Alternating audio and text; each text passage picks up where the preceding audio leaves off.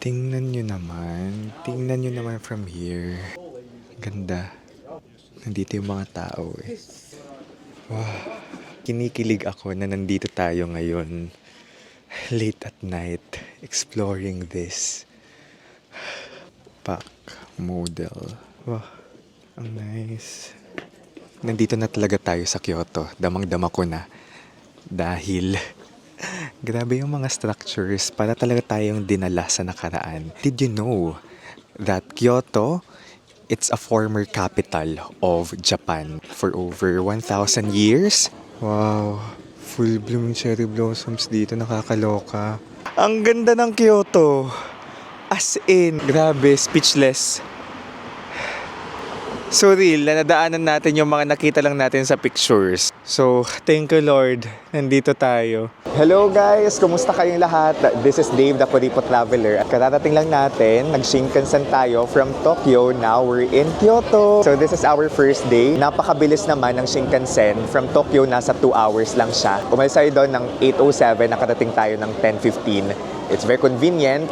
So kung kayo guys ay magta-travel in the Philippines, in Japan, or anywhere else in the world, you can book your activities, hotels, the Shinkansen, eSIM on Klook, and just may code DAVEINOKLOOK para maka-discount kayo. Kung mag-book naman kayo sa Agoda ng hotel, you can use my code DAVEAGODA para maka-discount din kayo sa hotel. Alright? So nandito tayo sa Kyoto guys for 2 days. Overnight tayo dito. 1 night and 2 days. We decided na mag-explore after Tokyo kasi nag-Tokyo na tayo before. Then after here, pupunta tayo ng Osaka. Napakaganda daw ng Kyoto. So nasa Japan tayo ngayon for cherry blossoms, for sakura, for spring season, for bus stop. That's the sign for bus stop. Sundan lang natin. Diretso lang. This is the bus station, pero ang haba ng pila ng bus. So hanap tayo ng cafe. So sa Pilipinas, 10:00 pala. Sana okay yung cafe na na-search natin. Kasi kailangan ko ng wifi tapos kailangan ko makapagsaksak. Let's go. Our first day in Kyoto, umaatikabo agad. Nakakaloka. With my maleta from Shopee. Comment ko yung link sa baba. Grabe dami ng pinagdaanan nito. Kaabot na siya ng Kyoto. From Europe, Hong Kong, Korea, Japan. Ito ba yun? Tama. Cafe Veloce. Near the station. Let's go. Sana may saksakan sila at wifi. 11 na dito guys, so dito na tayo mag-lunch. Malapit lang to sa bus station.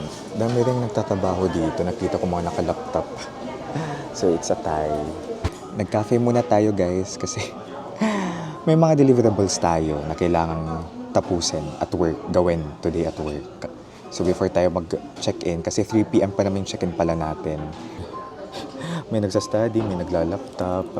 So, feeling ko may karami ako dito sa cafe. It's Cafe Veloce.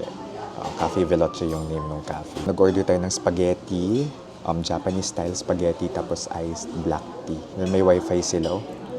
May free wifi. Ito yung vibe ng cafe dito. Ayan, malapit lang talaga siya sa Kyoto Station. Grabe, happy Monday. Monday ngayon eh. You know, the rush at work. Again, di ako nag-leave kasi feeling ko itong mga gagawin ko ay gagawin ko pa rin naman kahit naka-leave ako. Ay, wait. It's here. Thank you. Our lunch for today's video. Taray. May nagka-Canva, may nagsuschoolwork. Sama-sama tayo dito sa pamilyang ito. Charing.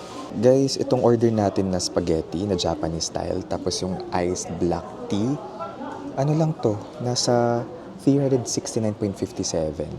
Combo na siya. Which is okay na, kasi nag-expect talaga ako na yung Japan, mas mahal talaga siya. Pero ito, okay na. Pwede pa tayong mag-order mamaya. Buti hindi naman ngayon busy yung cafe, kasi may nabasa ako na kapag busy yung cafe, like puno, we're allowed to be here 90 minutes. Hindi naman allowed. Hindi naman nila na-impose. Pero nakikiusap sila sa customers na 90 minutes. After 90 minutes, lumabas na. Kain tayo. Ay, wait, di ko pa na-picturean. Siyempre, gusto kong picturean our first meal in Kyoto. Mainit-init pa. Brunch na natin to kasi di tayo nag-breakfast kanina. Ang nice ng texture ng pasta. Refresh. May Japanese style spaghetti pala. Ay, nilayo ko kasi ang lapit kanina. Yung hotdog niya maliliit. Kyoto Station. Sakay na tayo ng bus. Buti mas maikling pila ngayon. Kanina kasi ang haba. Punta na tayo sa accommodation natin. Let's go.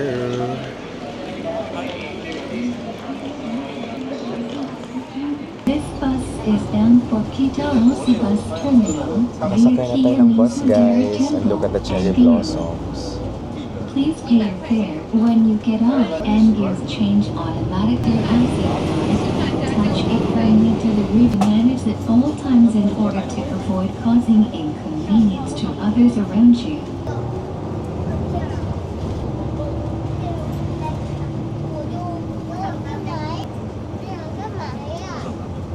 Ang cool. Dito lang ako sa Kyoto nakakita ng mga nakakimono na nasa bus. It's culture. Jam-packed. Puno.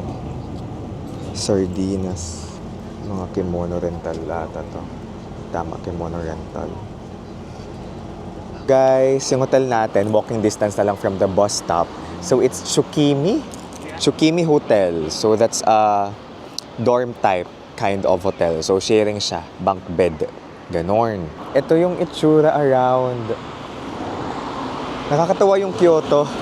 Ang daming nakakimono, ang daming naka-Japanese traditional na outfit. Tawid tayo.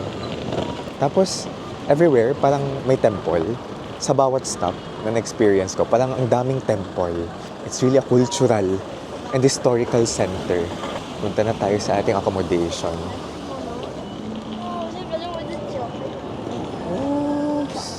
Ito pila ata to para sa kimono, guys.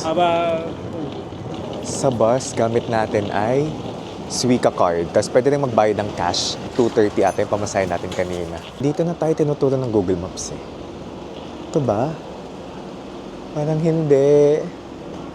Wait. Ay, grabe. Uy, traffic dito. Nasaan yung accommodation? Lord, help me. I'm lost. Let's go. Grabe. Na-traffic sa alley na to. Kahit masikip siyang alley, may mga kotse dito. Oh, wow. Look. A street in Kyoto. I think that's it. Ay.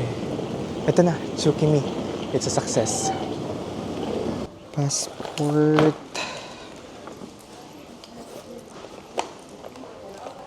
Okay. Naka-check-in na tayo, guys. Pakita ko lang sa inyong room. Ito siya. Maganda, malinis. May mga locker.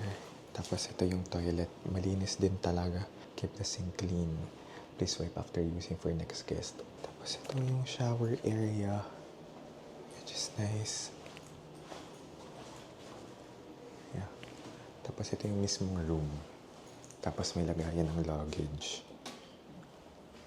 Look. Maliwalas.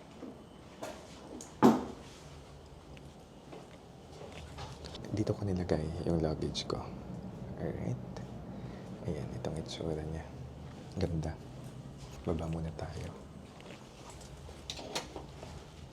Let's go. Look, it's already 7 p.m. At may rooftop, yung accommodation natin. Ganda. Iba yung vibe dito. Medyo tahimik pala sa Kyoto, no? I mean, sa bandang ito ng Kyoto. Medyo tahimik siya. Tara, baba tayo guys at explore natin yung area ng accommodation natin. So this is Higashiyama District. Ito yung neighborhood natin. Kanina, medyo maraming turista dito. Pero pagpatak ng 7 p.m., wala na masyado. As in, hindi lang medyo, tahimik na talaga. Baba tayo. Labas ng accommodation natin. Grabe, ang ganda ng neighborhood. This is the Higashiyama district. So, one of the best preserved historical areas, districts in Kyoto. Grabe. In fact, napakaganda ng accommodation natin. It's Tsukimi Hotel. Tapos walking distance lang, yung most famous pagoda in Japan na nasa Kyoto. So that is the Yasaka Pagoda. Tara, punta tayo doon. Lapit lang sa accommodation natin, nakakatuwa. It's 7 p.m. Kalabas lang natin from the hotel because we had multiple meetings. Ang ganda naman ng neighborhood na ito. Grabe. Yeah, para tayong dinadala sa past. Ito yung vibe dito. Guys, nandito na talaga tayo sa Kyoto. Damang-dama ko na. Dahil grabe yung mga structures, para talaga tayong dinala sa nakaraan. And did you know that Kyoto, it's a former capital of Japan. So naging capital ng Japan siya for over 1,000 years before i-move yung capital to Tokyo noong 1800s. Grabe. Tingnan nyo naman yung mga establishments dito. Ito talaga yung, I believe, kung gusto nyo ng historical experience, go to Kyoto. I-Shinkansen nyo like me. Although may mga modern na rin naman. Ito may mga modern structures. Pero yung iba talaga, parang kahoy-kahoy pa siya. So this reminds me actually of Bukchon Hanok Village. May pagka-modern, but at the same time may mga bahay or establishment na ramdam mo pa yung past. Dito tayo. Grabe. May mga nakakimono pa. Yan yung napansin ko dito. Marami yung nakasuot ng kimono pagdating natin. Share ko lang, kaya pala tayo nag-bus kanina kasi although may train option naman, pinakamabilis kapag ibabus natin papunta dito sa accommodation natin. Papunta dito sa Higashiyama district. Binas lang natin. Yun yung pinakamabilis eh. Tapos sabi din ng friend ko, si Kuya Derek, mostly bus daw talaga dito. Di gaanong train. Tara, puntan kayo natin yung pagoda. Saan kayo tayo pwedeng dumaan? 4-minute walk lang siya from our accommodation. Grabe, ito yung mga kasuluk-sulukan. Ganda. Parang gusto ko tong balikan tomorrow nang may liwanag pa. Ganda. Madilim na dito, pero hindi naman siya sketchy. Alam mong safe ka because we're in Japan. Tahimik. Oh, here you go. Ito na siya. Wow. Imagine, 4-minute walk lang to from our accommodation. Yung accommodation pala natin, na-book natin siya. Nasa 3,043 pesos. Okay? So, comment ko yung link sa baba ng accommodation natin. Oh. Ganda. So, ito na yung tinatawag na, it's called Yasaka Pagoda or yung Hokanji Temple. Ito talaga yung symbol, no? Isa sa mga symbols ng Kyoto na kapag makita tayo ng picture nito, alam natin Kyoto na agad siya.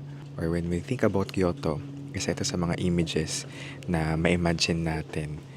Kasi yung street, tapos yan yung dulo. This one, meron siyang 5 stories. Ang ganda from here, oh.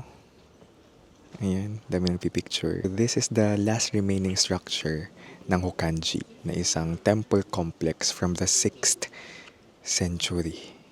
Ayan. Oh, grabe tagal na nito. Napaka-picturesque ng Kyoto. Tapos dito may vending machine ng drinks.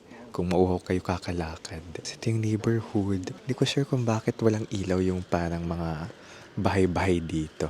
Tara, baba tayo ng konti para mas kita natin yung medyo malayo-layong view ng pagoda. May mga ano dito. Coffee shop. Cafes. Or cafe ba to? Matcha Garden, sorry. Kala ko cafe. Like mga souvenir shops.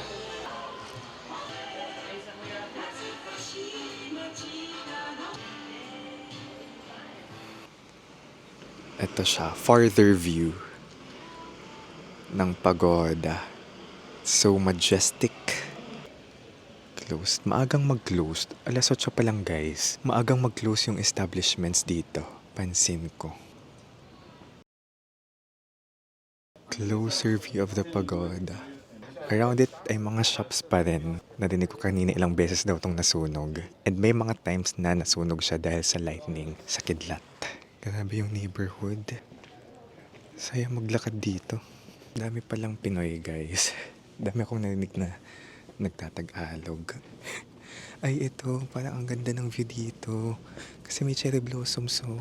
Wait, bulong lang talaga tayo. Look, may cherry blossoms. Tapos tingnan nyo naman, dito yung mga tao. Bakit yung best spot for it?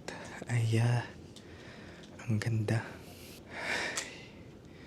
Ganda. Ito may cherry blossoms. Tingnan nyo naman from here. I think ito talaga yung peak. Ganda. Peak view nito.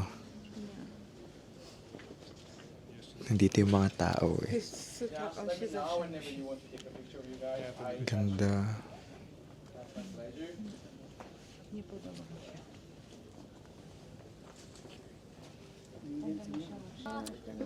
Dito daw talaga yung ideal na angle ng Yasaka Pagoda here in Kyoto. Napakaganda. Dito yung tourist sa likod. Tara, explore pa tayo. Dito sa area. Grabe, ang ganda. Wala akong masabi sa Kyoto. Ito pa. May mga vending machine. It's really like traveling back in time na may mixture ng... may halong present time sa mga vending machine. Uy, ang ganda din dito, B. Wow. Wait. Ang ganda here. Wow. Ang nice. Wow. Ang photogenic. As in. Ganda. I think nasa Gion area na rin tayo guys. Tapos this is Geisha district. So yung Geisha, yan yung mga Japanese female entertainers na skilled pagdating sa performing arts. Ganun. When we hear about Geisha, isa sa mga lugar na papasok sa utak natin yung Kyoto. Itong street na ito ay mga cobblestones. Sikat din siyang path dito sa Kyoto. This Ninen Zaka Path. Ito. Tingin pa tayo dito. Napakaya meron dun sa taas. Pero parang wala ng tao. Pero grabe yung Kyoto. Ang ganda talaga. Baba na tayo for reals. Kasi ang dami ko pang pinicturan. Ito yung feeling ng gabi sa Osaka, sa Kyoto noong sinaunang panahon. Char. Tara. Wow. Eh, Starbucks oh. Ito yung famous na Starbucks. Ano to? This is private area. No photo, no park, no eat and drink. Private area na ito. Tara. Grabe. Ang ganda ng mga ano dito. Ganda ng mga shops. Grabe. Kinikilig ako na nandito tayo ngayon. Late at night. Exploring this. Grabe no? Buti na lang nagpa-Kyoto tayo. Super busy ko kaninang mula nung dumating tayo hanggang mga 7 p.m. Nagtatrabaho lang tayo. So, buti na lang yung accommodation natin. Sobrang lapit lang dito sa area na to. It's in the heart of the tourist spots here in Kyoto. Wow, ganda. Ay, ganda naman dito. Pack model. May mga nagbabike din, no?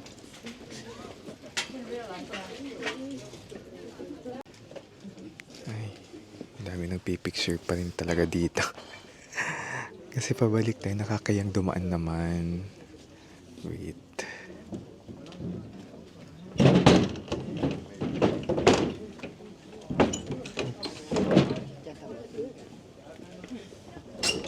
Tara. May pupuntahan akong kanal. So, sinerch ko guys kung anong pwede nating puntahan around the area. So, isa ay ang Shirakawa Canal. Shirakawa Canal. Dami pa rin sila sa likod. Photoshoot. Ganda talaga. Alam nyo kasi, nung naghanap ako ng accommodation, sinerch ko talaga yung malapit sa Gion para at least makakalabas tayo sa gabi. Just like this. Hindi natin kailangan problemahin yung transpo, diba? Kasi pwede lang natin lakarin. Actually, it's 9:42. Parang mas maraming tao ngayon versus kanina doon sa may cherry blossoms na area. Ay, sa tayo dadaan. Dito lang. Itong part na to ng Kyoto.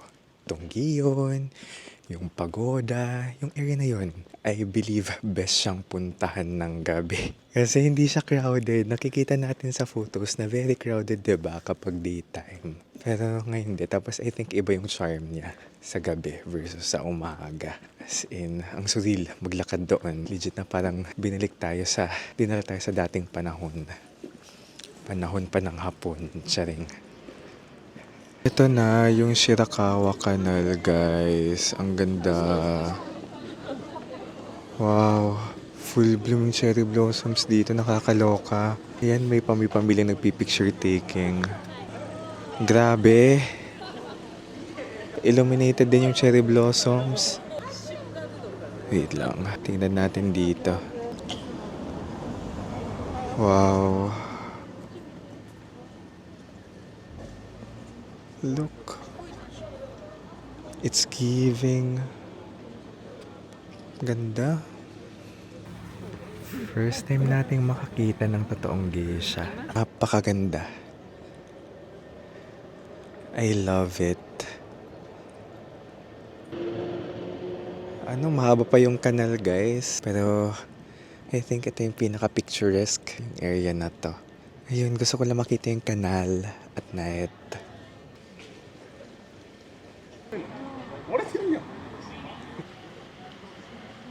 Balik na tayo.